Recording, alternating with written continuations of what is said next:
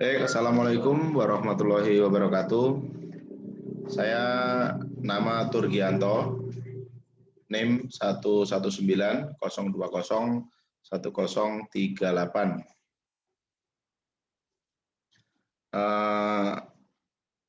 Saya akan mempresentasikan atau mengkaji terkait dengan ilmu mantik dengan judul membedakan inadiyah dengan itifakiyah dalam qodiyah sartiyah mufasilah. Jadi ada beberapa hal ya terkait dengan pengertian atau macam-macam pengertian tadi tuh. Ada pengertian inadiyah, ada pengertian itifakiyah, juga ada pengertian qodiyah sartiyah munfasilah. Apa sih inadiyah itu?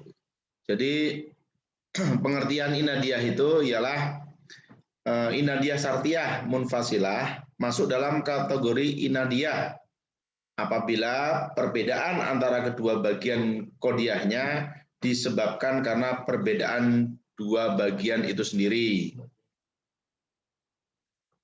bukan karena yang lain. Artinya apa? Perbedaan antara kedua bagian tersebut memang disebabkan karena perbedaan kedua mafhumnya, bukan karena adanya faktor yang lain. Misalkan salah satu contoh, sesuatu itu bisa jadi dia itu berupa batu, ya, bisa jadi juga berupa pohon.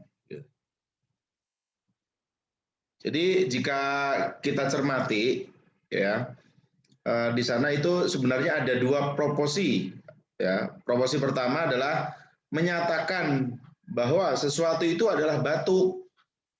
Tahu ya batu ya. Sedangkan proposi yang kedua mengatakan bahwa sesuatu itu adalah pohon. Gitu. Jadi mungkinkah keduanya terhimpun di alam nyata? Gitu. Ya mungkin gitu. Ada batu, ada pohon gitu. Dengan pertanyaan lain, bisakah ya misalnya saya mengatakan bahwa sesuatu itu adalah batu dan pohon sekaligus? Dengan tegas jawabannya tidak. Maksudnya tidak, tapi mungkinkah keduanya sama-sama terangkat sehingga sesuatu itu bukan pohon dan juga bukan batu? Tentu saja sangat mungkin. Karena itu ia masuk dalam kategori maniatu jam'in, dan ia tergolong ke dalam sartiyah munfasilah innadiyah, karena perbedaan di antara keduanya disebabkan ya karena perbedaan kedua mafhum dari kedua bagian ya qodiyahnya itu sendiri. Yang di dalam hal ini adalah pohon dan batu, bukan karena sesuatu yang lain. Kemudian yang kedua, saya akan jelaskan terkait dengan pengertian itifakiyah. Apa sih itifakiyah itu? Jadi pengertian itifakiyah itu sartiyah munfasilah dikategorikan itifakiyah apabila perbedaan antara kedua bagian qodiyahnya bukan karena perbedaan kedua bagian qodiyahnya itu sendiri, melainkan karena adanya faktor lain, yaitu faktor kebetulan. Dengan kata lain, yang mempertentangkan kedua bagian qodiyah itu bukan mafhumnya, melainkan karena keduanya kebetulan. Berbeda di alam nyata. Perhatikan ilustrasi berikut ya dengan cermat. Misalnya, di hadapan Anda ada sebuah tisu berwarna putih. Kemudian Anda berkata, barang ini bisa jadi dia itu adalah sebuah tisu. Bisa juga dia itu adalah barang yang berwarna merah. Gitu.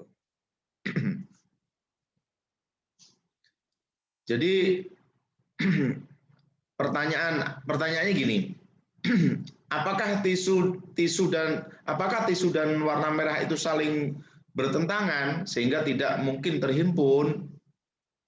Tentu saja tidak, gitu. Faktanya kita bisa saja menjumpai tisu yang berwarna merah, tapi masalahnya sekarang kita sedang berbicara tentang sebuah tisu yang berwarna putih.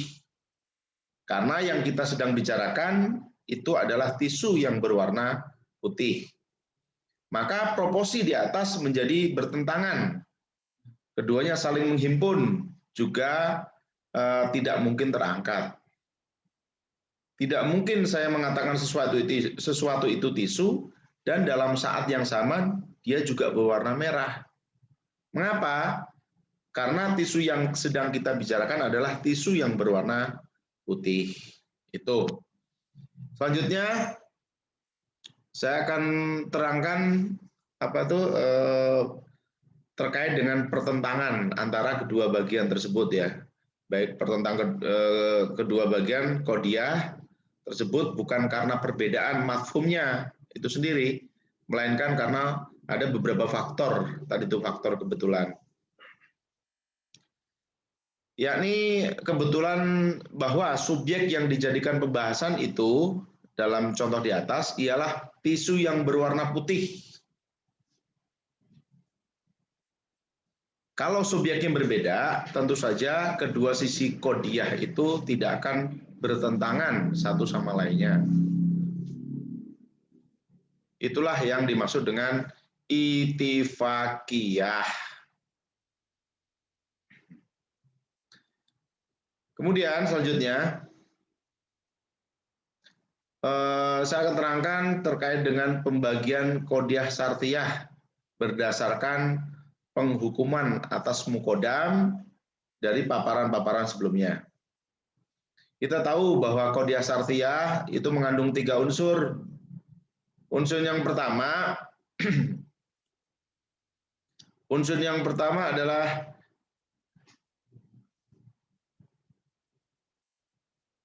tutup nih, kelihatan. Ini dulu ya. Stop dulu ini dulu ya. Jadi saya ulang ya. Jadi pembagian kodiah syartiyah berdasarkan penghukuman atas mukodam dari paparan-paparan sebelumnya. Kita tahu bahwa kodiah syartiyah itu mengandung 3 unsur. Apa saja itu 3 unsur? Yang pertama adalah ada yang disebut dengan mukodam atau bisa disebut juga bagian pertama kodiah. Yang kedua tali atau bagian setelahnya, dan ketiga adalah nisbah atau keterkaitan antara mukodam dengan tali. Kemudian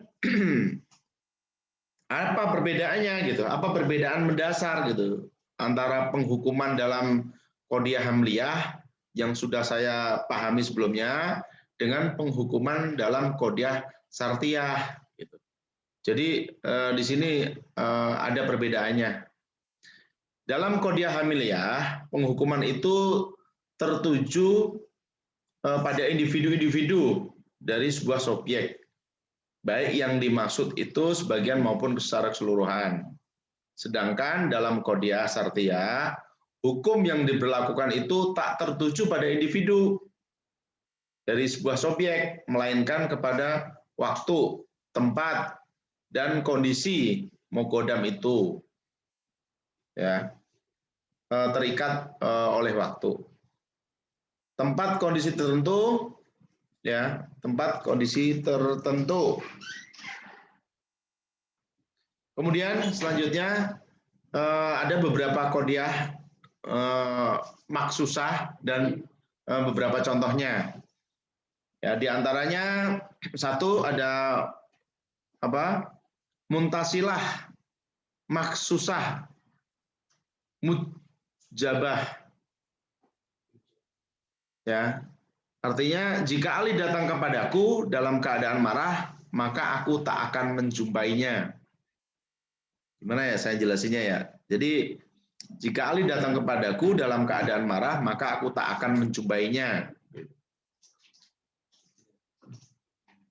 Kemudian yang kedua, Ya, ketika ya tadi maksudnya ketika tentunya gini loh, secara nalar atau secara apa tuh tasawur itu ya, secara penalaran, jika Ali datang kepadaku dalam keadaan marah, ya maka aku tak akan menjumpainya gitu. Ngapain kalau orang marah-marah datang gitu? Mendingan kita nggak usah temuin tuh. Mungkin maksudnya begitu. Gitu. Kemudian yang kedua ada mutasilah maksusah salibah. Contohnya, bukan berarti kalau Ali pergi pada hari Kamis, aku pun akan pergi bersamanya. Kemudian yang ketiga, mufasilah maksusah mujabah. Contoh kalimatnya adalah langit sekarang itu bisa jadi terang, bisa jadi mendung. Jadi apa ya? Sebuah penafsiran gitu. Kita tidak tahu misalkan keadaan langit nih, ya sekarang tuh bisa jadi mendung, bisa jadi juga apa tuh terang gitu. Kemudian keempat, mufasilah maksusah, maksisah salibah. Bukan bisa jadi dosen, bukan bisa jadi dosen itu besok berada di kampus, atau bisa jadi dia itu berada di dalam rumah. Kemudian selanjutnya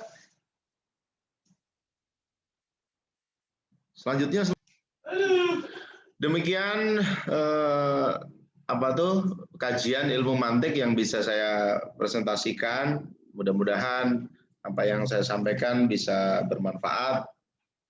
Saya cukupkan. Walhamdulillahirabbil alamin. Wassalamualaikum warahmatullahi wabarakatuh. Terima kasih.